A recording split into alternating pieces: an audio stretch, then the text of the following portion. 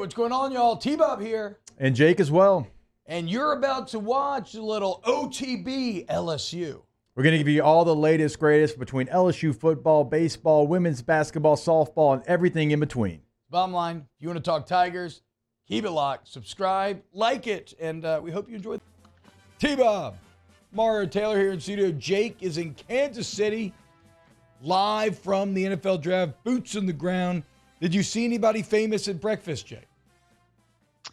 No, nobody famous at breakfast. Damn, just Anthony Richardson last night, and I asked him how the air was up there. Yeah. You're just, I mean, look, he's well built. Okay, that's actually a perfect transition because you know who else is well built?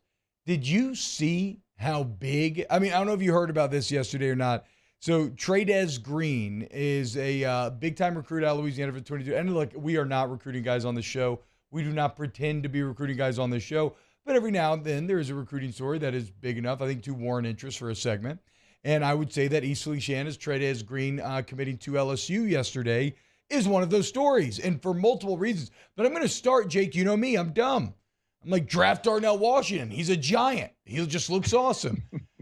Trades Green, he's listed at 6'8", but he says he is 6'9". 6'9", 250, tight end. He's a 4-star, number 2 player in the state, number 3 tight end in the country. Now, the highest rated commit in the LSU 2024 class at 57 overall. Jake, 6'9", and in high school. How about that?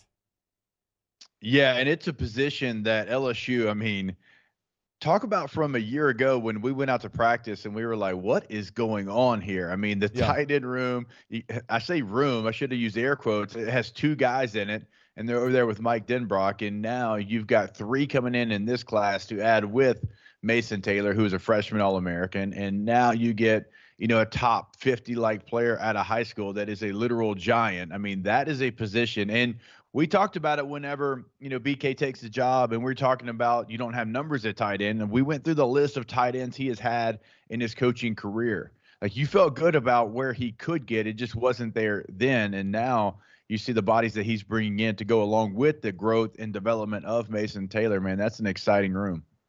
And so, look, he's got pretty great numbers for high school as well, right? Last year at 42 catches, over 800 yards, 14 touchdowns, which I feel like managing to throw to a tight end in high school is always a challenge. Offenses and quarterbacks just generally aren't up to it. How about this, Jake? I know you played with Antonio Gates forever. It's got to make you very happy to hear that he's also an all-state basketball player that was so good that Will Wade actually offered him before Will Wade got fired at LSU. So he has all the athleticism you could possibly want. He didn't even play football his sophomore year of high school, and he's now coming, like you said, to a tight end room where, look, I feel like every coach has their positions where they're kind of their specialty in terms of recruiting, and they could say, look at what I've done in the past, and the bottom line is that all Brian Kelly and teams that Brian Kelly coaches have done is turn out NFL tight ends, right? I mean, help me go down the list here, because I know you're probably better at this off the top of your head. Certainly, Travis Kelce is, I think, at the top of the tight end list. Who are some of the other Brian Kelly NFL tight ends?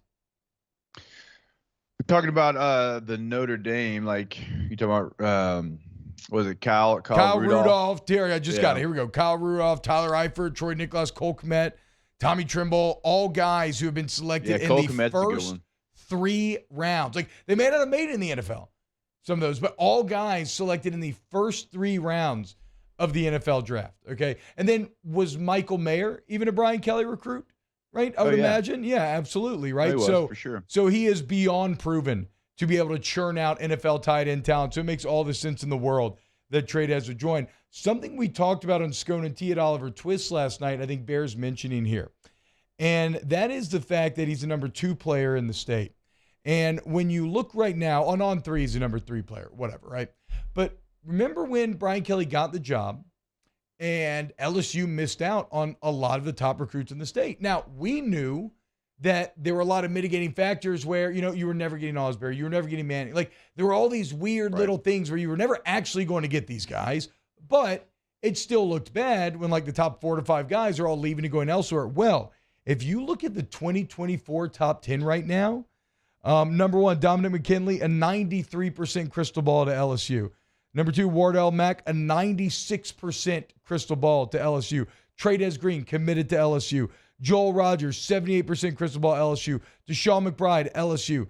Tylen Singleton, 86% crystal ball LSU. Juwan Johnson, just decommitted from Colorado. Now, 74% crystal ball LSU. Kobe Young, 99. Kalaji Cobbins, already committed to LSU. Ahmad Bro, already committed to LSU. That's the top 10 right there.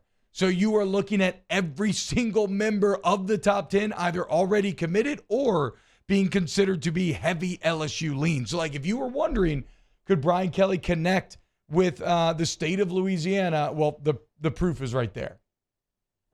It is. And when you go around the SEC and you go to other places, like that's when you know LSU is making an impact, when they start to talk about it and they know that LSU is on the rise and they're, laying out kind of some of the guys that LSU potentially could get, the guys they already have. And that's been the buzz no matter where I go.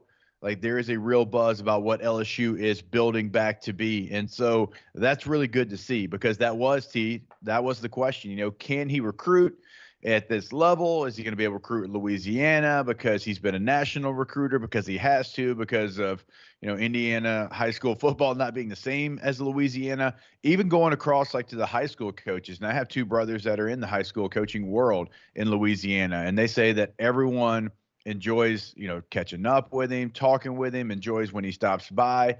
And so he has done a really nice job of integrating himself into the Louisiana high school football culture, which, as you know, that's not just a given. Like that is something that you have to work at. You have to be really good at. And I mean, it's one of the things that Coach Saban was really good at, and why he tried to continue to come back to Louisiana, even when he was at Alabama. He'll continue to do so because of those relationships that he's built throughout the years. And BK has started to build those relationships. It doesn't matter. We're talking obviously like down in New Orleans and the Baton Rouge area. But what I think BK's done a nice job of, because of course I'm the 318 guy, is going up to the 318, letting Shreveport and Monroe and Alexandria, all of those places know, hey, we're the same state. We're all together. And we want to get the guys from this part of the state to Baton Rouge, because we're all one state. It's not divided into a North and South Louisiana conversation. And look, some people might not understand that, but T, you've been around me and Blackwell enough, like you understand that. You know that is a deal that people from North Louisiana, they want to feel that from their LSU head coach, and he's done a nice job of doing that. Yeah, I would love it if Tackett Curtis would be putting on the purple and gold right now instead of heading out west to USC. Look, I think the other part of this, Jake, that we just can't ignore is like obviously winning matters, right? And everybody that wants a winner, and what you're experiencing is something that's rare, which is having a legitimate top 5 coach in all of college football. You have not had one since Nick Saban, right? And once again, what you are starting to see is when you marry a school like LSU with the geographical and innate prowess and advantages that it has to a legitimate, kind of inarguable, objectively top 5 coach in the entire country, you see the results. And the results speak for themselves. And what I love is I like the painting metaphor people have been using a lot lately. This is only the second coat of paint. In theory, this only gets better and better as the color starts to build on top of itself. So really exciting stuff when you look at that 2024 class, which now is number 9 in the country, according to On3. But again, the rankings are all going to change and everything. What I love is seeing the top 10 players in the state all be considered too LSU or heavy LSU leans. Wow, Jake, what incredible takes. I mean, those guys, they're just the best. I think so. And if you think so, again, hit the like button, subscribe, ring the bell so you get notifications when we post every single day here on OTB LSU.